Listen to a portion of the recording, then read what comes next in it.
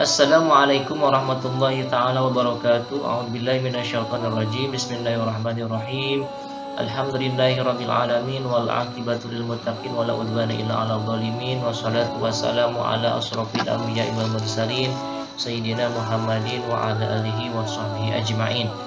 Bertemu kembali pada kajian kitab kuning, yang mana pada video kali ini melanjutkan materi sebelumnya, ya, yang berkaitan masih seputar tentang kitabnya Ta'limul Muta'alim, yang mana pada video sebelumnya kita telah belajar bagaimana bab tentang hakikat ilmu fikih dan keutamaannya. Nah, pada tulisan yang ada di layar ini adalah tulisan-tulisan kitabnya Ta'limul Muta'alim melanjutkan materi yang sebelumnya, ya.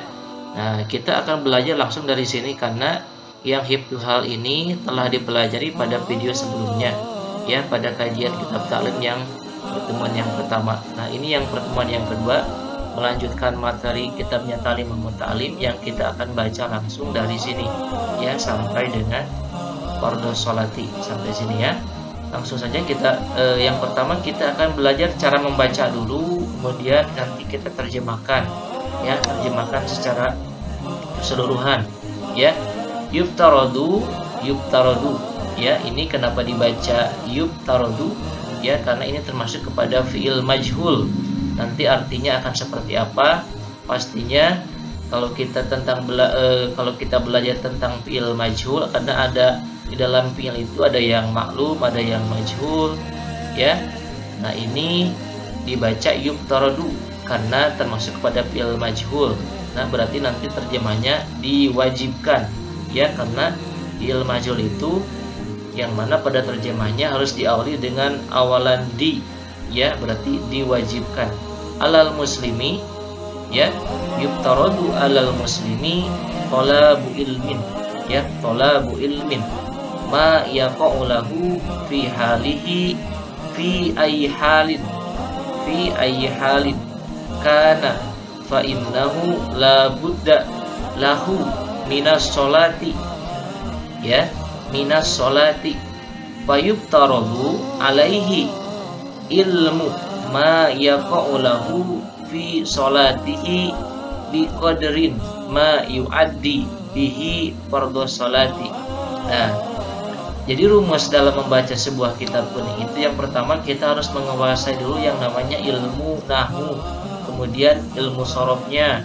Nah, apabila kita sudah mengetahui ilmu nahwunya seperti apa, di dalam misalkan contoh kecilnya di dalam kitab Jurumiyah itu kan dibahas bagaimana tentang perubahan i'rab, kemudian bagaimana huruf-huruf yang menjrkan disebut dengan huruf jar, kemudian wa alamatun nasbi, ya, ada ciri-ciri nasab, kemudian ciri-ciri rafa, ciri-ciri jr, kemudian ada huruf-huruf yang bisa menasabkan, ada huruf-huruf yang bisa menjrkan, ya.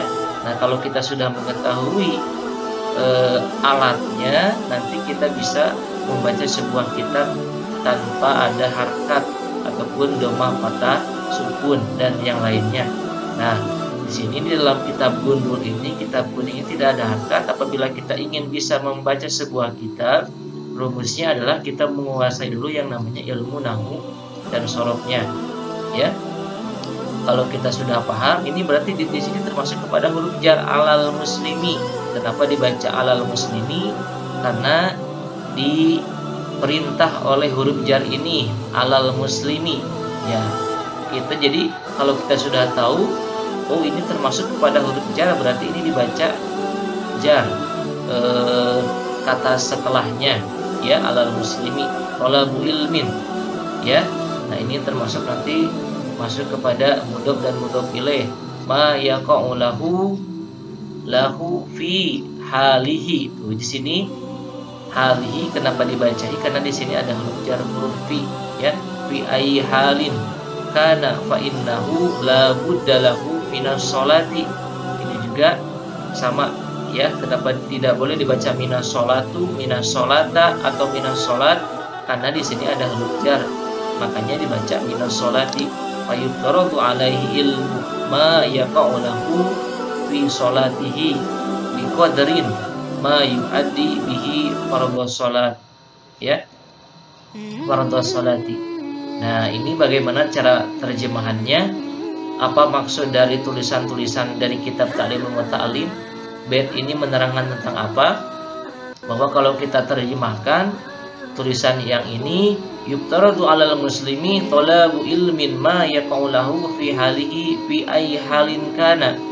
Bahwa setiap orang Islam itu yuftaradu diwajibkan 'alal muslimi kepada orang Islam, ya, untuk apa? Talabu ilmin hal, ya, talabu ilmin, ya, untuk mencari ilmu, ya, yang mana ilmu itu yang berkaitan dengan apa yang diperlukannya saat itu, ya, kapan saja. Misalkan oleh karena itu setiap orang Islam itu wajib mengetahui rukun-rukun dan syarat-syarat sahnya, ya, minas sholati, dari sholat.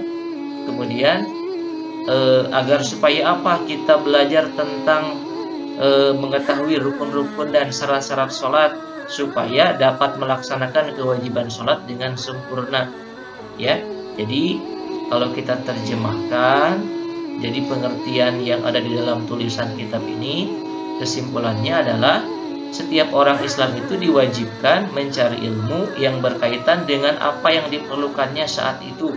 Kemudian kapan saja, oleh karena setiap orang Islam wajib mengetahui rukun-rukun dan syarat-syarat sahnya sholat, ya. Seperti apa? Misalkan supaya dapat melaksanakan kewajiban salat dengan sempurna. Nah, jadi maksud pengertian bait ini, kita sebagai umat Islam, sebagai orang Muslim diwajibkan mencari ilmu yang berkaitan apa yang diperlukan kita saat itu. Misalkan kita pada saat ini memerlukan ilmu tentang bagaimana cara melaksanakan sholat, bagaimana tata cara melaksanakan wudu. Nah, kita diwajibkan sebagai orang Islam, ya, untuk supaya apa? Kita belajar tentang rukun-rukun sholat, syarat-syaratnya sholat, agar supaya kita bisa melaksanakan sholat, bisa melaksanakan kewajiban sholat dengan sempurna, ya. Nah, jadi maksud pengertian ini, kita sebagai umat Islam dianjurkan mencari ilmu yang berkaitan dengan ilmu agama Islam, dengan ilmu yang diperlukan kita saat itu, ya, agar supaya kita bisa melaksanakan kewajiban kita sebagai umat Islam, melaksanakan sholat dengan sempurna. Nah, maksudnya seperti itu, ya. Jadi dari kitab ini kesimpulannya, ringkasannya seperti itu kalau kita terjemahkan, kalau kita artikan seperti itu, ya. Nah, jadi mudah-mudahan dari video pembelajaran kali ini kita bisa termotivasi yang tadinya kita masih kurang khusyuk dalam melaksanakan sholat, ya, kita harus lebih giat lagi mencari ilmu tentang bagaimana tata cara melaksanakan sholat yang sempurna, yang sesuai dengan aturan-aturan ilmu fikih di dalam ilmu agama Islam. Ya, mudah-mudahan apa yang disampaikan pada video pembelajaran kali ini bisa bermanfaat, ya, dan mudah-mudahan kita termotivasi untuk selalu bisa melaksanakan sholat dengan sempurna dan tidak meninggalkan yang sunnah-sunnahnya, ya. Sampai ketemu lagi pada video pembelajaran selanjutnya. Wassalamualaikum warahmatullahi wabarakatuh.